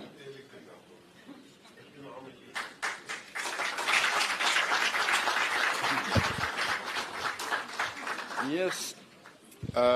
շատ շնորհակալ եմ բոլորից շատ շնորհակալ եմ, ինձ անգերց ասած ինձ թվում էր, թե մեկ ժամից ավելի չի դեպի, բայց ինչպես երևում է, մենք գրականություն սիրող ազգ ենք եւ հետո իրարից չենք ուզում բաժանենք, հետ էլ կա։ Ստեղ հավաքվել են մարդիկ, ստեղ այնքան լուսավոր մարդիկ են նստած, ես տեսնում եմ ու սիրտս երշանգանում է, որ այսքան լուսավոր մարդիկ են հավաքվել միտեղ, շատ եմ ուրախանում, իսկապես, բարձր, հա, մշակույթի մարդիկ են հավաքվել, շնորհակալ եմ բոլորից հետ։ Ես ուզում եմ շնորհակալություն հայտնեմ, ուրեմն բոլոր նրանց ովքեր կրկիս հետ առնչվել են և գործ են արել, Վան Արյանին, հրաշալի Լևոն Գալստյանին, Արթուր Սահակյանին ռեժիսոր, ով որ հիմա այսպես անհայտ ինչ-որ տեղից վարում էր, շնորհակալ եմ բոլոր ասմունքողներին, շնորհակալ եմ Մալեր Մկրտչյանին, իմ բոլոր ելույթ ունեցող ընկերներին, տաղանդավոր գրողներ, որոնք ելույթ ունեցան այստեղ, ինձ համար մեծ բադիվ եմ, իդեպ շնորհակալություն, հա, ուներ հաներողություն, իդեպ մի մարդու պիտի ես շնորհակալություն հայտնեմ նաև, ես չգիտեմ, Խաչիկը այստեղ է, թե այստեղ չէ, Վարդանյան Խաչիկը, հա, կանգնի Խաչիկ ջան ուր ես, հա, ինչև եմ, ես Վարդանյան Խաչիկից շնորհակալություն եմ հայտնում շատ հետաքրքիր մի առիթով, ուրեմն այն մութ ու ցուրտ տարիներին, երբ բոլոր գրախանութները դարձան ինչ-որ զվարճանքի տեղ, կոկա-կոլա ծախելու բան եւ այլն, այս մարդը պահեց գրախանութը, ոչ մենակ պահեց բուգինիստը, այլ աճեցրեց, բազմացրեց Ես իրենից խորապես շնորհակալ եմ այդ գրի իշխան լինի, հա, գրի գրչության, գրաբաժանության իշխան, հա, եթե կարելի այդպես ասել։ Ես իրենից շնորհակալություն եմ հայտնում, ինքը իսկապես պայծառ մարդ է։ Բոլորս էլ իրեն հետ առնչվելու ենք մեր, այսպես ասած, եթե գիրք ենք գրում։ Իդեպ Հակոբ Սողոմոնյանին տեսա մի նախադասություն եմ ուզում ասեմ, երեք Հակոբ Սողոմոնյանի հոդվածը կարդացի, հրաշալի հոդվածը կարդացի հրապարակ թերթում, փայլուն հոդված էր, Հակոբ ջան, հրաշալի է, որ կենտանի խոսքը շարունակվում է, շատ հետաքրքիր էր բացատրությունը առաքելական եկեղեցի արդյոք առաքյալների անունը անվան հետ է կապված, թե առաքելության հետ է կապված։ Շատ հետաքրքիր է, Հակոբ ջան, բրավո, ապրես, ախպերս, շնորհակալություն։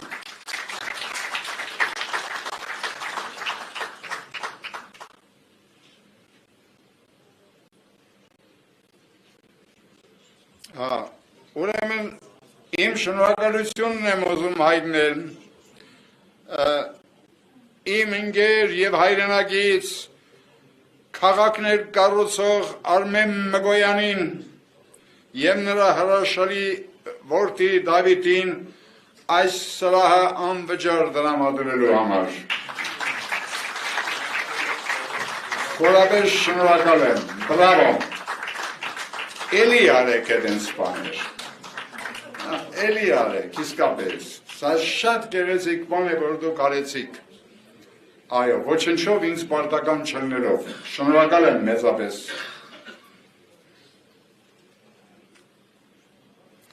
Շնորհակալ եմ բոլորին և շնորհակալ եմ նաև մի հրաշալի այրի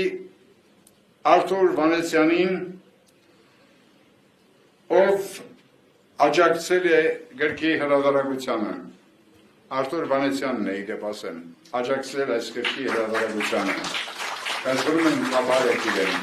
այո, ընդվերում առաջարկությունը եկել է իրենից, դու մի ասա ինքը բազմաթիվ գրքեր է հրատարակել, ես անտեղ եկեի, մի սուրճ խմելու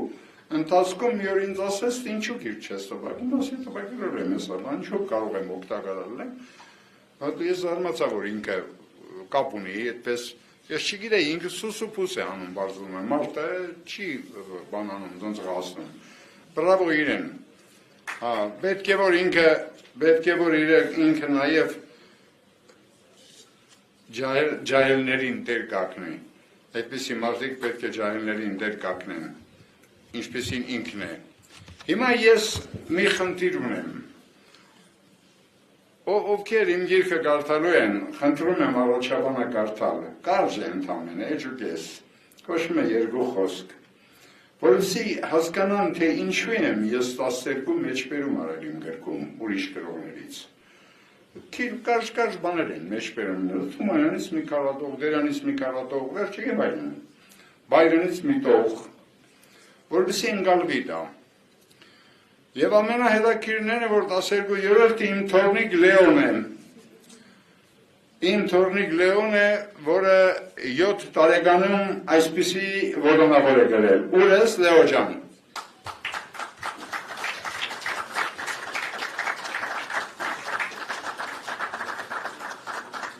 Արի սիրելիս։ Այս իմ թորնիկ Լեոն է, այս հրմայիշ տղան։ Այո։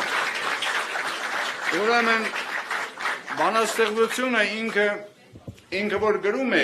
իդեպ ասեմ գրքույկ հրատարակեցինք, գրքույկը իր, այո, և գրքույկը գոշում էր ինչ էր գոշում? Գիրքետ ինչ էր գոշում? Գիրքետ, հիքետներիտ գիրքետ։ Հա, ծովը և անանուն տղան։ Բարսոր, խոսապկի մեջ Ծովը և անանուն տղան։ Ծովը և անանուն տղան։ Գիրք այդպես էր գոչվում, այո։ Այդ նույն գրքի մեջ կար այս ոտանավորը։ Լեո ջան, ուրեմն հա, ասեմ ու Լեո ջան, խնդրելու եմ կարդա։ Երբ որ ինքը որևէ բան էր գրում, վերում ինձ գարթում էր ձեռագիրը։ Այս ընդ որում 7 տարեկանում է գրել։ Հայերի բերեց ինձ կարդաց, ապշեցրեց ինձ վերնագիրը, 7 տարեկան տղան գրում է հայերի անելիքները, սրբազան։ Հայերի անելիքները։ Անգեց ասած ինձ զարմացել ես վերնագիրը ուղղակի։ Հետո կարդաց, ասեցի Լեո ջան, հրաշալի է ինչ որ արել ես, բայց մի բան մոռացել ես։ Վերև ասված ներքևը մենք ես գրիչ չեմ շարժել, բայց մի բան եմ իրեն ասել, դու մի բան ես մոռացել, կարևոր բան։ Հələ գնա մտածի, գնաց, պտտվեց, եկավ, եւ այլն, եկավ ասեց, հա, բաբո, ինձ բաբո է ասում։ Բաբո ասեց, ես գտա, Աստծո անունն եմ մոռացել վտանավորի մեջ։ Եվ ավելացրել ես, այո։ Հիմա Լեո ջան, կարդա քո վտանավորը, հա, ուրեմն 11 հեղինակներ են, մեր մեծերի հետ, Գիլգամեշի հետ, Ջորջ Բայրոնի, Թումանյանի, Տերյանի եւ այլնի հետ Լեո Դերգուլանյանն է, վերջին։ 12-րդը Լեո այսինքն սերնդե սերունդ Արարատի ճանապարհը ջամբան բռնող մարդիկ կան եւ Արարատը չմոռացող, կարդա զավակս։ Հայերի անելիքները, հայերը պետք է ուժեղ լինեն, որ կարողանան ետ բերել Արարատ լեռը, հայերը պետք է զոր լինեն, որ կարողանան ետ բերել Շուշին ու Անին, հայ երեխաները պետք է լավ սովորեն, որ կարողանան հաղթել բոլոր թշնամիներին, հայերը պետք է ստեղծեն այնպիսի զենք, որից ոչ մի երկիր չունի, եւ այդ ժամանակ մեզ հանգիստ կթողնեն։ Հայերը պետք է անվախ լինեն, հայերը պետք է անպարտ լինեն, հայերը պետք է չհանձնվեն, պետք է սիրեն իրենց Աստծուն, եւ եթե այդպես շարունակենք, անպայման կհաղթենք։ Եվ ես կհպարտանամ, որ հայ եմ ու որդին եմ հայոց մեծերի, կհպարտանան նաեւ բոլոր հայ երեխաները։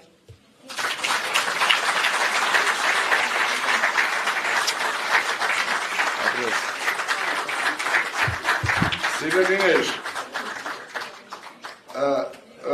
բան գա, այսպես ասած, մի բաժակ գինեձոն գա, խնդրում եմ, բոլորս միասին գնացինք հանուն, ընդեմ և հանուն գինու, գինի և կոնյակ, իդեպ ասեմ, այո, օրի չգա, նպատակային,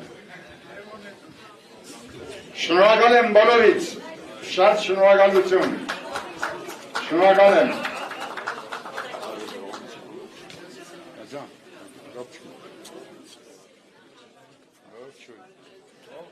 Դոկտոր ջան, նստել եմ քանդի լսում եք։ Բարով կարծերես։ Շատ հետաքրքիր է։ Դու հավանում ես։ Կարող եմ ես ստորը։ Հայ է։ Այս մոմենտը շատ կարևոր է։ Շնորհակալություն ամենակարևոր բանը։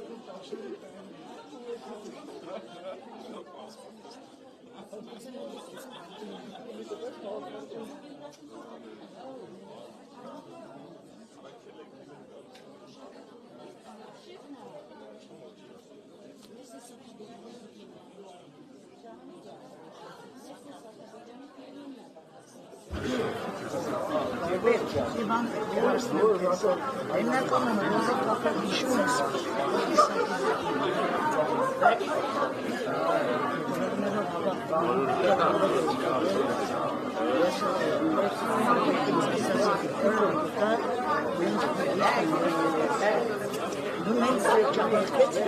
ոչերս դիք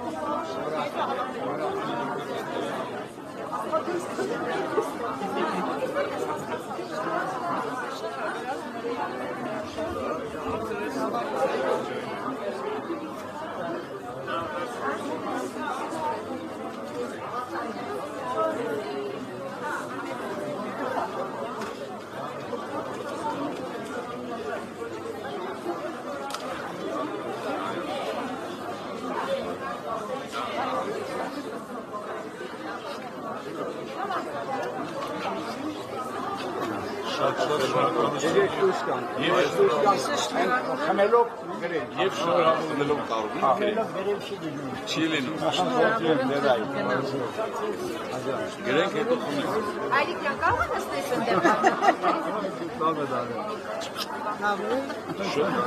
Պատերական հարց են տալու։ Շատ մոխում առաջ մատես որ ժանետներ լսեցի բոլորը շնորհավորում եմ, խոնարհվում եմ, նաև ձեր շնորհիվ հայրենիք սիրել ձեր մեծերի միշտ կարդացել ենք և ուրախ ենք ձեր շարունակում եք